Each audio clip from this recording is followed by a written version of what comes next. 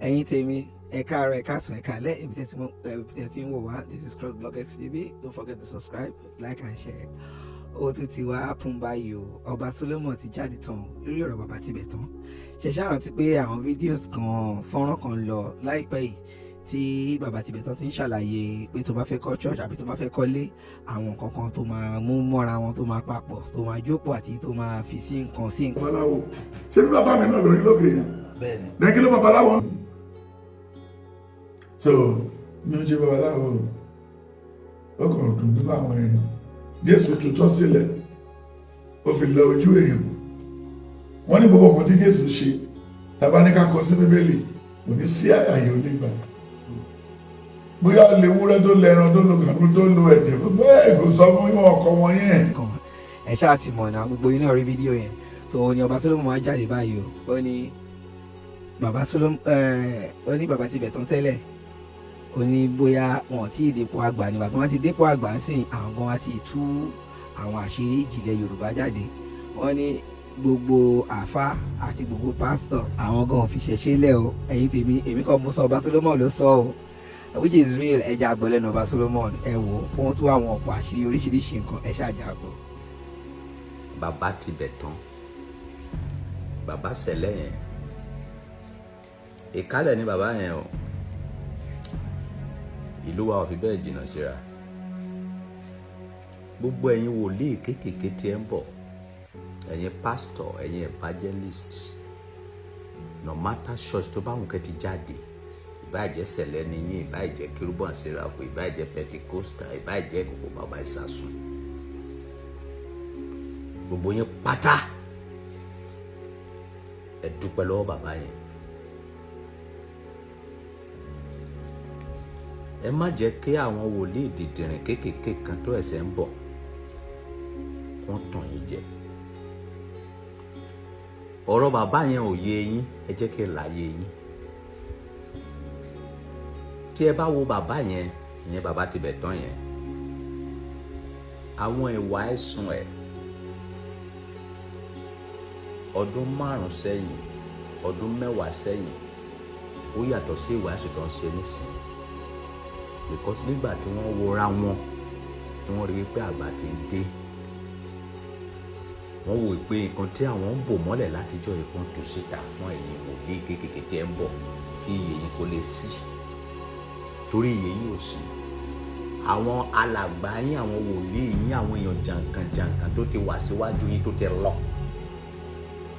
àwọn àṣírí nǹkan tó fi ń jẹ́ wòlíì tó fi ń jẹ́ olórí tí gbogbo yín gbé wọn gẹ̀gẹ̀gẹ̀gẹ̀gẹ̀ tí wọ́n bò mọ́lẹ̀ tí wọ́n wá ń sọ fún yín wípé Jésù nìkan ni o ẹ ò gbúdọ̀ ṣe ogun o ẹ ò gbúdọ̀ ṣe gbá o àwọn àṣírí yẹn ni bàbá yẹn tú síta fún yín kẹ́dẹ̀ dúpẹ́ lọ́wọ́ Ọba Solomoni ọba àgbáyé tó tú gbogbo àṣírí yẹn síta because èmi ló gbá front tí mo sọ fún gbogbo àgbáyé wípé ẹ má máa búbù ara yín mọ́ àwọn pásítọ̀ yín àwọn àfáà yín olóògùn ni wọ́n babaláwo náà gbójúlé ewé àti egbò náà gbójúlé tó fi ń gbó bí ajá nínú ṣọ́ọ̀ṣì wọn ò ní kankan Ọlọ́run ò pè wọ́n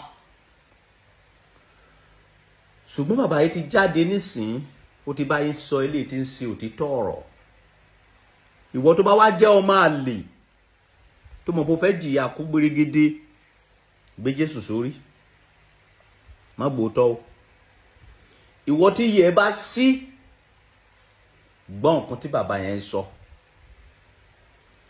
mo rí àwọn wòlíì kéékèèké kan tó ń sọ fún bàbá yẹn ẹ lọ bá aṣọ sẹ̀lẹ̀ sílẹ̀ ẹ lọ ṣe gbá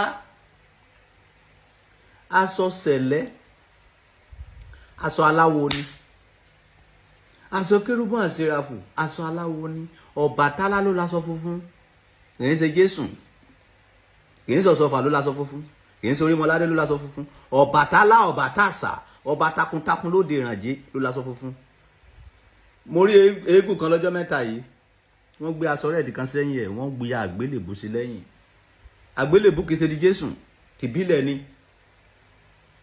ok tá bá fẹ́ wá wọnú awo lọ tá bá fẹ́ wá wọnú ìbílẹ̀ lọ Jésù awo ni Jésù olóògùn ni Pọ́ọ̀lù awo ni Paul olóògùn ni when I'm talking with confirm.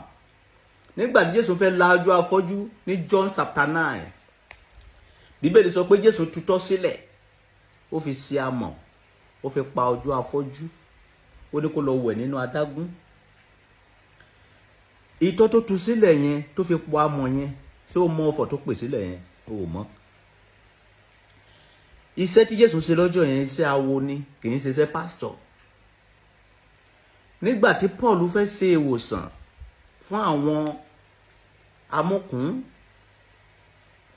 ní Acts of Apostles chapter 19:11-12, ó ní Ọlọ́run ti ọwọ́ Paul ṣe iṣẹ́ àkànṣe tó bẹ́ẹ̀ tí a fi mú gèlè àti ìbàǹtẹ́ ara rẹ̀ tọ̀ àwọn olókùnrin lọ, àrùn fi wọ́n sílẹ̀. Nígbà tí wọ́n fi ìbàǹtẹ́ na àwọn aláìsàn yẹn, àrùn sá lọ. Ìṣẹ̀ṣe la gbà, lẹ́yìn ìṣẹ̀ṣe kò sí anything. Gbogbo àwọn pásítọ̀ tó làmìlaka lénìí tó ń parọ́ tàn yín, abẹ́ ìṣẹ̀ṣe ni gbogbo wọn sá sí, but ní pọ́blíkì ọmọ Jésù ni wọ́n. Àwọn àfáà tó làmìlaka ní Nàìjíríà lénìí, ìṣẹ̀ṣe ni bàbá wọn, ṣùgbọ́n ní pọ́blíkì ọmọ ànábì ni wọ́n. So ẹ̀yin generation kékèké tí ẹ ń bọ̀, bàbá ti bẹ̀ tán ti sọ reality fún yín wípé tó bá fẹ́ dá ṣọ́ọ̀ṣì sílẹ̀, ó ní àwọn nǹkan tó gbọ́dọ̀ ṣe. Tó bá fẹ́ kọ́lé, ó ní àwọn nǹkan tó gbọ́dọ̀ ṣe. Ó ní àwọn ètò tó gbọ́dọ̀ ṣe láti jẹ́ ènìyàn nínú ayé. Ìwọ tó ń pè Jésù pèsè àwọn ọmọlẹ́yìn fún mi o. Jésù náà dọ́gbọ́n sọ̀rọ̀ ara ẹ̀ ni. Nígbà tí Jésù máa ṣe baptisi tán, Bíbélì sọ fún wa wípé ẹ̀mí darí Jésù lọ sínú ijù. Kò darí ẹ̀ sí ṣọ́ọ̀ṣì, kò darí ẹ̀ sí tẹ́ḿpìlì, inú ijù. Òun nìkan ló mọ nǹkan tó lọ ṣe ń bẹ̀. Ẹ̀mí ò darí Jésù lọ sí tẹ́ḿpìlì, ó darí ẹ̀ lọ sínú ijù. Ó lò 40 days and 40 nights. Jésù lọ dira ni, ẹ má máa tanra yín. Gbogbo ẹ̀yin tẹ́ ń wí kàntàkàntàn tẹ́ ń bú bàbá yẹn, òtítọ́ ni bàbá yẹn ti sọ fún yín yẹn. Lẹ́yìn òtítọ́ tí bàbá yẹn wá sọ fún yín yìí, lẹ́yìn òtítọ́ tí ọba Solomoni ti sọ fún yín ní gbogbo àgbáyé, ìwọ tó bá wá hùn kó sọ pé orí ẹ burú, wàá jìyà kú gbèrègede. Bàbá yẹn sọ àwọn odù kan fún yín ní bíi 3 months ago. Ó ní àṣírí Kristẹni ti tú, ó ní àṣírí Mùsùlùmí ti tú. Reality ni àṣírí Kristẹni ti bọ́ sí àwa yìí lọ́wọ́, àṣírí Mùsùlùmí ti tú sí wa lọ́wọ́. Kò sí nǹkan tẹ́ fẹ́ fi bóbò líbò wa. Ìwọ tí pásítọ̀ ń gbàdúrà ní ṣọ́ọ̀ṣì tó lọ ń dijú, orí ẹ ló burú. Wọ́n máa tẹ̀yìn gbé nǹkan lé ẹ lórí. Tó bá ń gbàdúrà ní ṣọ́ọ̀ṣì má máa dijú. Ìwọ tí pásítọ̀ máa fọwọ́ pa lórí, ògo ẹ ti lọ, tiẹ̀ ti bá ẹ finally wo lùgbàdì ayé. Ẹ já ara yín, ẹ jẹ́ kó rí yín pé a ò ní kẹ́ má lọ sí ṣọ́ọ̀ṣì, a ò ní kẹ́ má lọ sí mọ́sálásí, ṣùgbọ́n ìṣẹ̀ṣe làgbà, má fi ìṣẹ̀ṣe ṣeré. Padà kó lọ bèrè lọ́wọ́ ìdílé bàbá òsàwọ̀ náà bọ́ ń bẹ̀, kó lọ́ bá wọn bọ́ kí ayé ẹ kó ba lè nítumọ̀.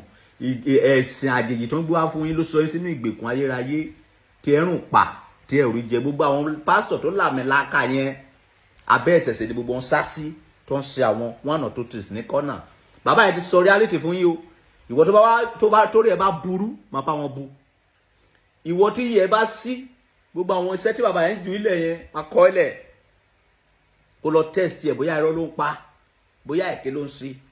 Ó kù sọ́wọ́ yín, ó kù sọ́wọ́ gbogbo wa o. Ẹ̀yin ọmọ Yorùbá, ẹ jẹ́ kó rí yín pé ẹ ti wà nínú ìgbèkùn tipẹ́. Bàbá yín àti ìyá yín dìyà kú ni.